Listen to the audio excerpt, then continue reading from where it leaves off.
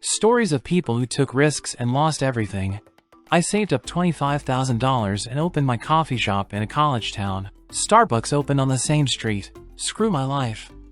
I founded my own company specializing in the renovation of bars and restaurants. I personally handled all the design and construction work, submitted permit applications, and handled all the paperwork. I hired specialists when necessary. I scouted locations and developed business plans for bars, designed interior or renovation plans, logos, basically everything, and delivered turnkey establishments. In some cases, I even hired and trained staff. However, a major interior design contractor in our area got fed up with me when my business started to gain serious momentum, and I began expanding my staff. They petitioned the administrations of the 4 cities where I operated to require a direct investment license for all renovation work above a certain threshold. As a recent civil engineering graduate, obtaining the license would have taken me several years. My business shut down overnight. Now, I work for a large construction company, earning half of what I did back then, and I hate every minute spent in this job. This happened to my dad. He is an amazing pianist, and for many years, he sold very expensive pianos. However, he decided that he wanted to own his own store instead of working for someone else and earning only a percentage of the sales. He convinced some friends to join him in this venture. He had very little capital of his own, so he borrowed money wherever he could from friends, from children, from distant relatives, and so on. He refinanced the mortgage on our house, cut all his insurance payments, used the inheritance money from a trust fund that I and his other children inherited after our grandmother's death. He literally put everything he could from any source into this business. In short, the store stayed afloat for a couple of years, but eventually closed due to several reasons. My mom started acting crazy because of all the stress, so my parents divorced. It probably would have happened anyway, but it was kind of like the final straw. My dad lost everything, and at that point, he had debts of over $500,000. He had to sell pianos again and work for the person who bought his business. He declared bankruptcy, damaging his credit rating, and most likely, he won't be able to receive a pension. I admire that he took the risk, but this trial ruined his life and our families. Nobody blames him for anything. It's just very unfortunate that everything turned out the way it did. In elementary school, I drew Pokémon on sticky paper to make stickers. Kids bought them from me and stuck them on their backpacks. I used all the money I earned to buy more paper and markers. It turned out the market became saturated, and the demand for Pokémon stickers became zero. In the end, this venture resulted in a net loss. I don't know if this is relevant, but a girl I knew from school got into MLM and started aggressively selling their products. Some nutritional shakes that were supposed to replace meals. She was very annoying with her daily posts about various nonsense. Right now, she's in the hospital with anemia. It turns out these shakes weren't as healthy as she thought.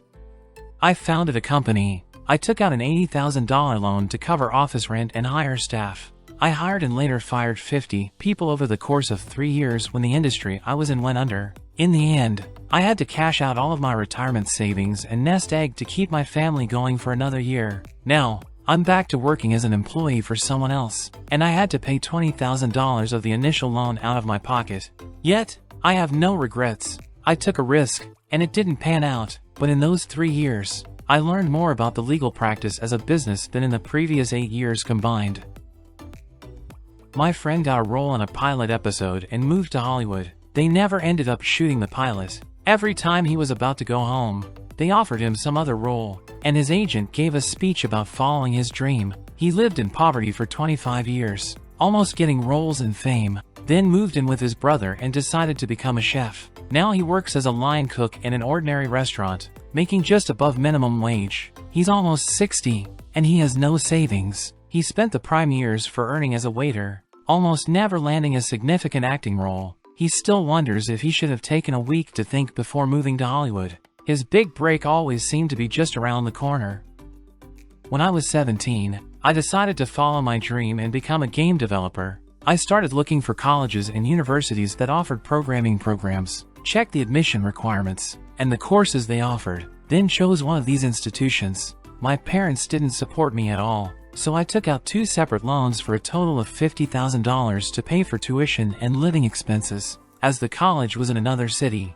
The curriculum was amazing, and I learned so much. I worked tirelessly, sometimes spending 3 days in a row or more in the lab, working on projects and helping classmates. I often went hungry because money was tight. Some days, I ate nothing but 2 slices of white bread with butter that I swiped from my roommate. I even took on extra projects to make a name for myself and was mentioned in local and student newspapers. By my 3rd year, I wasn't planning to slow down. When we were assigned a year-long project, I quickly became the leader of my group, doing so much that it's impossible to list it all because I wasn't satisfied with the pace my groupmates decided to work at. I ended up in the top 3 students upon graduation. After graduating, I had a few options: 2 job offers at game studios in a major city that offered unpaid internships.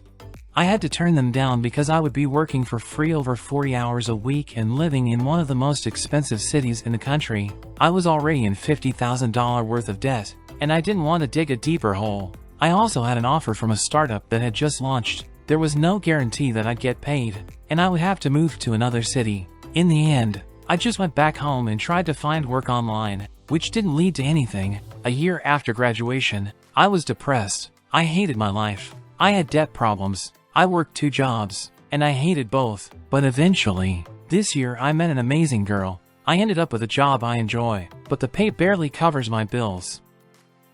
Most of the stories shared here are about financial risk, but personally, I took a different kind of risk with my health. I started practicing acrobatics when I was just a little over 20. I was in good shape from my previous martial arts training, but acrobatics puts a significant strain on the body. I began training and even performed in a couple of amateur or semi-professional shows, earning fees for these performances. However, as I grew older, my body began to fail me due to numerous injuries. I decided that I would keep pushing and learning until I became a full-fledged professional, but I lost that bet. At some point, about 3 years ago, my body hurt so much, everywhere, that I was told that some of my injuries would be with me for life. I was in so much pain that I couldn't even walk, let alone lift my partner. So, at the age of 27, I decided I needed to stop because my body couldn't handle it anymore. I had to change my profession and start over. I still suffer from body aches, fortunately. They're not as severe now, but I miss acrobatics almost every day. After quitting, I struggled with depression, and I'm only starting to recover psychologically now. I'm almost 30, and I hope I can figure out what I want to do in life. I'll probably go back to college. I played poker and traded options. I quit my office job at 23. The stress of feeling like I needed to earn a certain amount to justify not working got to me. I started losing almost immediately. I kept taking bigger and bigger risks and lost everything I had in just 9 months.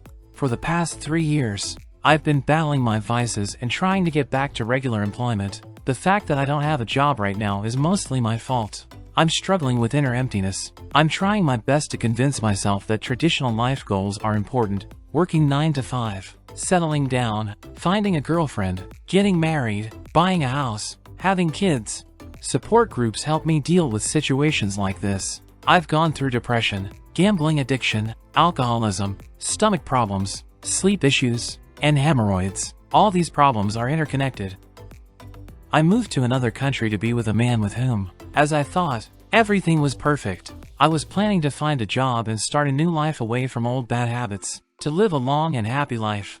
At first, I had a nervous breakdown because of PTSD. As old habits didn't disappear, I was slowly pushing myself into a corner through denial, but we were still happy together. I recovered, and started looking for work, taking any opportunities that came my way. Then my boyfriend realized he was suffering from depression. Eventually, the situation worsened to the point where he left me, explaining that although we loved each other very much, we had stopped being partners, and he also realized that I would never leave him, so he left me instead. I never found a decent job,